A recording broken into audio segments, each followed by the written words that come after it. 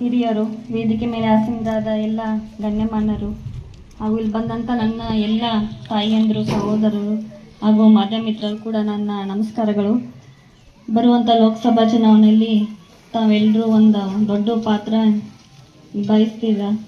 ಯಾಕಂದರೆ ಮೇ 7ನೇ ತಾರೀಕು ತಾವೆಲ್ಲರೂ ವೋಟ್ ಹಾಕಬೇಕು ಕಾಂಗ್ರೆಸ್ ಪಕ್ಷಕ್ಕೆ. ಯಾಕಂದರೆ ಯಾವಾಗಲೂ ಬಡವರ ಪರವಾಗಿ, ರೈತರ ಪರವಾಗಿ ಮತ್ತು ಮಹಿಳೆಯರ ಪರವಾಗಿ ಮೊದಲಿನ ಕಾಲದಿಂದ ಶ್ರೀಮತಿ ಇಂದಿರಾ ಗಾಂಧೀಜಿ ಅವ್ರ ಕಾಲಿಂದನೂ ಸಾಕಷ್ಟು ಮಹಿಳೆಯರಿಗೆ ಪ್ರೋತ್ಸಾಹ ಮಾಡ್ತಾ ಬಂದಿದ್ದಾರೆ. ಸಾಕಷ್ಟು ಯೋಜನೆಗಳನ್ನು ತಂದಿದ್ದಾರೆ ಮಹಿಳೆಯರ ಪರವಾಗಿ.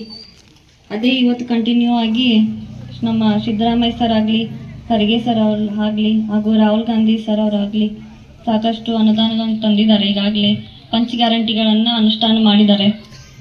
ಮತ್ತೆ ಮಹಿಳೆಯರಿಗೆ ಕೂಡ ನಮ್ಮ ಸರ್ಕಾರ ಬಂದರೆ ನಿಮ್ಮ ಖಾತೆಗೆ